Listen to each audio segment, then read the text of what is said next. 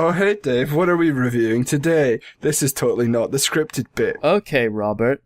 Today, we are going to be reviewing a pair of films that work back to back, because someone in the comments asked us, and I have low self-esteem, and I feel the need to respond to absolutely every sort of comment that we get. We're doing the Ideon movies. There's two of them. The first one is called A Contact, and the second one is called Be Invoked. And they are super fucking old.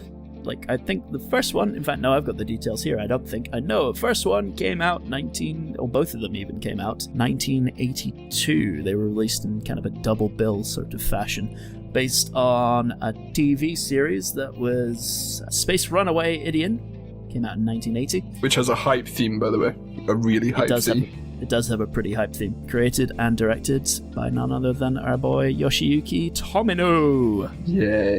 But yeah, it's another classic case of Tomino making a dope show and then it getting cancelled because it wasn't really getting the reception that Sunrise was after. And so he got really, really mad and wrote them as a pair of films in which he does Tomino stuff. I think the best way to describe what Tomino does that gets his shows cancelled is he builds these cool mechas, but then designs them so poorly they can't be sold as toys, and therefore he gets his shit cancelled. Because let's be honest, no one wants to buy Ideon. It's a fucking shitty looking mech. I mean, I've seen worse. Fuck you, it's got two colours. Fuck you, it's a piece of shit. Ideon was cancelled because it didn't sell enough shit, because kids weren't buying toys, because the show wasn't aimed at kids, because it's Tomino. And it's like, I'm gonna make this war drama. What's that? The medium of anime is meant for kids?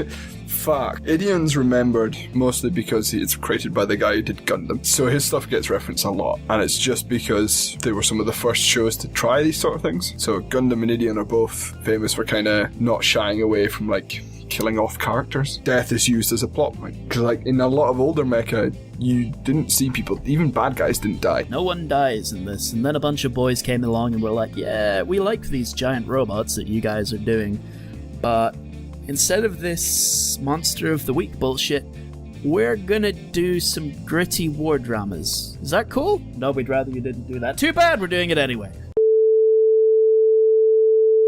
The first movie is Ideon: A Contact. It's really just an amalgamation and a compressed version of the events of the TV series. Basic general plot beats that the TV show hits, done in, like, I think these movies run for 85 minutes for the first one and 100 minutes for the second one. So we're not exactly talking a long, drawn-out process. There's two alien groups and they find a robot. That robot turns out to be Ideon, which turns out to be a god from another thing.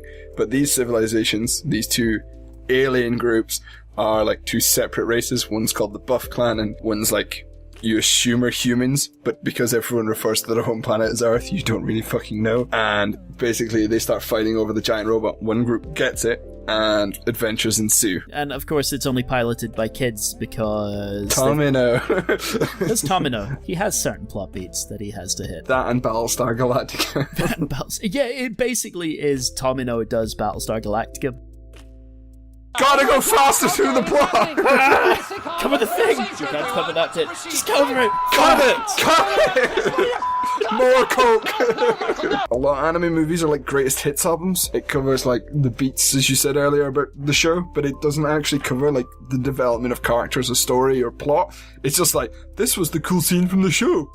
Next cool scene. And that's all you get. I think that's the issue with A Contact, because I'm sure they do develop these characters and there are interactions with them where we get to know them a bit better. You don't get to see that, motherfucker, because we've got like... How many episodes was... Oh, fuck! 39 episodes. Ideon's a lot of episodes. 39 episodes to compress into like 85 minutes so that we can do a hype new ending. Jesus Christ, that's a big ask. They did well then, to be fair, managing to get like 39 episodes worth of shit into 85 minutes. Well done them. So hit me up with your summary of Invoked. People die! Invoked is obviously the sequel, and it's the sequel to the series and A Contact. Yeah. And its basic plotline is it's the moon they were on, or Luna as they call it, isn't it? Yeah, there was a big punch up on the moon, and Earth was sort of like, yo, why did you bring these fucking aliens here? Could you guys actually fuck off? What are you doing? Go away. And so, Julie, they fucked off in for hijinks in space. We kind of get, like, again, a Cliff Notes version of the hijinks in space at the start of Be Invoked, and then it just dives into it. It does not waste any time. It's like, right, we've got a lot of characters to kill here, and only a certain amount of time to do it. How many? Is it like literally the first 30 seconds the fucking first character dies in Invoked? Yeah. I did notice a bit of a shift in production values between the two films. Again, that probably makes sense if you look at Ideon, A Contact, from the context of them reusing a lot of assets and a lot of footage from the original TV series, whereas Be Invoked looks like a lot of it was fresh and probably had a higher budget. Yeah, the Gundam movies do the same thing, where they reuse stuff that they can reuse. Do new stuff because they've got a bigger budget already. Invoke starts and straight away it hooks you straight away, just going, you know what, this is just going to be balls to the wall action, please sit down and enjoy the ride, and then balls to the wall action occurs. It does indeed. It holds nothing back. Like, again, this is like 100 minutes I think this movie runs for, of heads being blown the fuck out. Yep, I'd say the vast majority of that is dope space action with giant robots and lots of spaceships and mecha and stuff. It's a fuck of a lot of fun, dude. It's a whole lot of fun. It's a doozy of a fucking ending, dude. Like, holy shit. What's that, Dave? You didn't think the ending would be everyone fucking dies? Fuck you, pay me. It's Tomino being really, really mad that you cancelled his TV series again. So he's like, well, fuck all of you. I'm gonna write all of these characters in again. And guess what I'm gonna do? I'm gonna kill all of them. Joke's on you. Enjoy making a sequel out of this, motherfucker. Want some toys? Fuck you. Here's a coffin. Fuck you. Do what I want. The actual movie is hype. There's lots of fucking explosions, there's cool shit, and 10-year-old me is like, nice. Yeah, you can appreciate it on several levels. If you want to get into what Tomino is talking about in it, you can do that. If you just want to sit back and watch a godlike mecha punch the fuck out of an entire fleet of spaceships, you can do that too. That's cool. That's perfectly acceptable. Dave, this is the totally not scripted bit where this joke has run thin, but let's also discuss the themes. Are you ready for Robert's hot take about this before we get into Dave probably being actually right? You ready for Robert's hot takes? Hit me with your hot takes, bro. Okay, so you know in Evangelion there's loads of Christian things that the Japanese don't understand because it's put in there to be cool. Okay. So all the crosses, the angels, the references to the Bible and stuff. Do you think the id and all that is clearly just a reference to some of fucking Freud shit with, you know, the ego, the id and all that? Id, ego, superego sort of stuff. Yeah, I think this is like Tomino's read that and gone, space magic. So in Ideon, the robot, for example, takes its specific powers from less thoughtful, maybe the right word, characters. So, for example, the literal fucking fetus in the womb and Lou, who is a baby, whilst like other characters who are using their base instincts are allowed to power the Ideon. So the younger characters are able to fly it and they're able to gain powers from it based on, you know, desires to like live and not die. That's actually not something I'd considered about it, but that is an interesting... It literally fucking says that it's powered by id and you didn't think of Freud.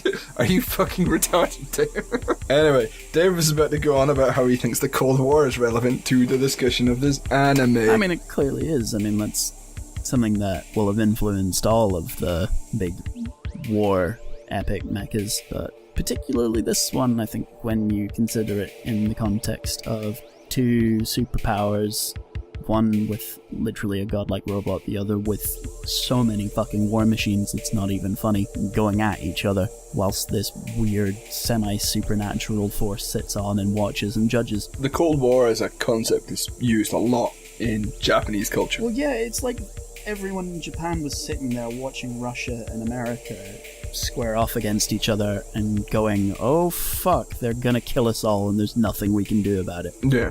It's a huge cultural influence. You see it all across the world, from, you know, mecha series like this one to propaganda war films and patriotic war films of the US. And when we were chatting about this prior to recording, you were talking about, Threads in the UK as well. It's this huge shadow dominating basically everything. But it's hard for, me and you to understand it, because we didn't grow up in that era. No, we didn't. So, this very idea that there's this massive looming threat that is literally ready to gas and nuke you to death just isn't there for us. Yeah, there's the existential dread of terrorism and economic bollocks, but there's a very real threat to everyone's existence in the context when you're looking at imagining living under that, and just the knowledge that tomorrow some operator in a US military base or a forward warning outpost in Soviet Russia misreads his instruments and says, "Oh shit! Nuke everything! The other guys are shooting at us." Yeah, and they press the end the fucking world button,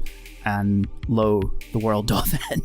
That must have it did, but it clearly informed so much of the thinking, both in terms of society and politics, but it also informed the culture as well. And you can really see that cultural influence in Ideon and its discussion, and what Tomino is clearly, I think anyway, trying to convey with this series. Even looking at other pieces of Japanese media, like say Devilman is clearly drawing a lot from that Cold War influence, because Go Nagai is basically writing a massive anti-war piece in the form of the end chapters of his manga, where, again, fucking everybody dies. Because it's a remarkably upbeat ending for an ending where everyone dies. that basically involves literally everyone in the known universe dying. It's remarkably upbeat compared to a lot of the media that you saw coming out at the time. Like Threads is soul-crushing. Britain is reduced to a medieval culture, and you have cancer and dies. And no one can have children anymore because we're all too irradiated, so the human race is slowly going to peter out and die. The end. Sweet dreams, kids. Enjoy working in the fields, cunt. Whereas Ideon, yes, there is that whole fucking apocalyptic end state, but at the same time, there is still that whole hope of something better coming in the form of this godlike spirit child of Bez and Kirilla. Yeah. Their kid that dies but doesn't dies, but is also a spirit baby and is literally called the Messiah and leads everyone off. He's not the Messiah, he's a very naughty boy. Good reference, bro. We all enjoy those. There's that end sequence where the Ida has become so strong that Cosmo and the boss Buff Clan man are able to actually hear each other's thoughts, and they're still at the point where they're like, I don't know why we're fighting or what the purpose of this is anymore, because they know that their homeworlds have been destroyed at this point, and yet they're still propelled into that conflict. And in a way, that is kind of a condemnation of humanity on Tomino's part, not dissimilar to what Go Nagai does with Devilman. But again, you still have that hopeful element of, yeah, but what comes after this? The successor generations are going to be better than us right now. So it is this weirdly upbeat film for a film that involves literally all the characters dying. To conclude... Oh shit, Dave, is this the scripted bit about the conclusion again? It might be. Fuck. Watching the first movie of this, watching A Contact, was basically like being given the cliff notes of the entire series of Neon Genesis Evangelion, and then immediately being thrown into End of Evangelion. Nah, it's worse than that. It's like getting the cliff notes and then being thrown into the fucking third impact scene. Not the rest of it. It's like, here you go. Dude, what? Last time I looked, all of those guys were alive. Yeah, they're not anymore. They're now goo. Don't worry about it. Everything is goo. Also, there are crosses impaling the planet. Run with it, fam. It's fine. And then the moon starts bleeding. Because of course it does. Duh. I don't know if I would recommend it for everybody, I think would be the best way of putting it. It is definitely a bit dated in terms of its visual style, like giant Afro boy. The animation might not be what people are used to if you came up watching modern shit. But if you're interested in learning a bit about the history of the medium that you're watching lots of, and I'm presuming you are because you're watching a fucking anime channel on YouTube, you fucking weeb, this is a really interesting experience. And the second film in particular is fucking fantastic, actually. I had an absolute fucking ball watching that shit. Just fucking watch End of Evangelion instead and take acid. It'll be a much better experience. Fuck this.